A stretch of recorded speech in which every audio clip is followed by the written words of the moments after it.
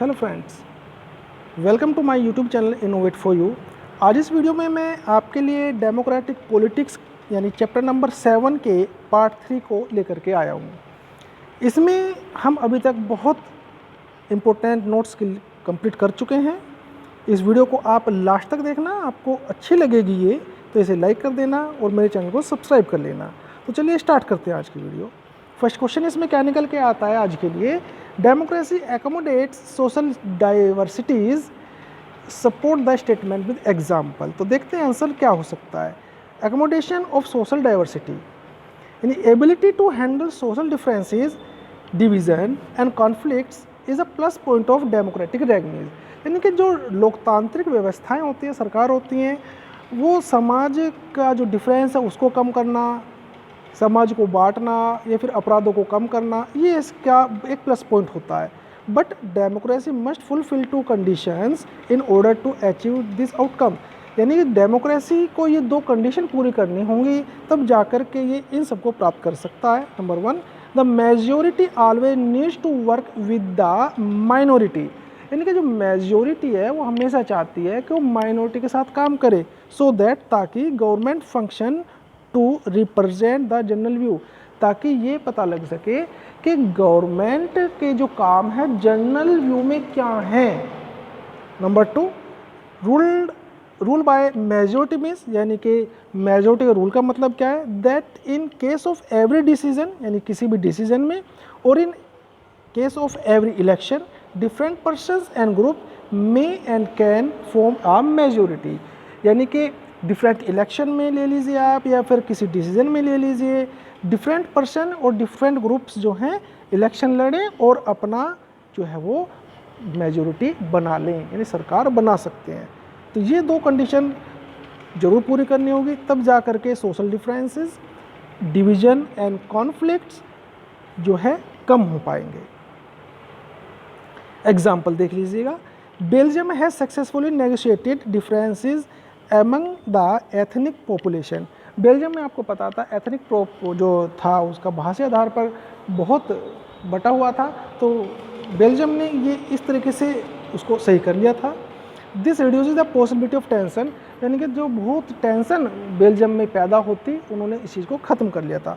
आप यानी chapter number 1 को इसको पढ़ना, तब आपको और ये समझ में आ जाएगा।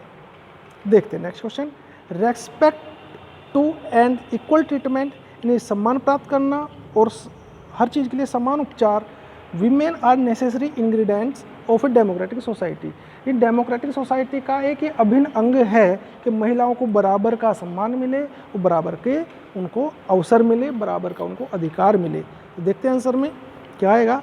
Long struggles by women have got them respect and equal treatment. लंबे समय के बाद उनको रेस्पेक्ट और इक्वल ट्रीटमेंट जो है वो मिला है। In many democracy, in women were deprived of their right to vote for a long time, which they have achieved now. लंबे समय तक डेमोक्रेसी में कुछ एक डेमोक्रेसीज ऐसी थी जहाँ पर उनको वोटिंग राइट्स नहीं थे, लेकिन अब जाकर के उनको वो मिल गए हैं क्योंकि उन्होंने आंदोलन किए थे। In India 1/3 of seats have been reserved for women in local bodies. Local bodies में महिलाओं के लिए 1/3 सीट रिजर्व है, ये मैं आपको पहले ही बता चुका हूँ। Number 4, democracy has statement the claim of the disadvantaged and discriminated caste for equal status and equal opportunities। यानी डेमोक्रेसी सीधी सीधी ये बताता है कि आप जातिगत भेदभाव, किसी जाति के लिए समान दर्जा या फिर उनको समान अवसर देने से नहीं रोक सकते। यही महिलाओं के केस में महिलाओं को भी आप किसी भी तरीके से असम्मानित या फिर उनके साथ भेदभाव नहीं कर सकते। डेमोक्रेसी इसकी गारंटी देती है। देखते हैं next question, how are complaint treated as testimony to the success of democracy explain. नहीं, ये कैसे हम कह सकते हैं कि शिकायतों का बना रहना किसी भी लोकतंत्र की सफलता का एक प्रमाण है। देखते हैं answer, it shows that people have developed awareness, यानी कि ये बताता है कि लोग अवेयर हो गए हैं, and the ability to expect and to look critically at power holders and the high and the mighty. यानी कि लोग अवेयर हो गए हैं, अब वो जो उनके ऊपर शासन कर रहे हैं, रूलर शासन जो करते हैं, नेता लोग, वो अब उनके काम को क्रिटिकली अप्रेजल कर सकते हैं, उनको देख सकते हैं कि वो कर क्या रहे हैं। यानी शिकायत यदि वो करते हैं अब जो नेता हैं, लीडर्स हैं, अपना काम अच्छी तरीके से करेंगे।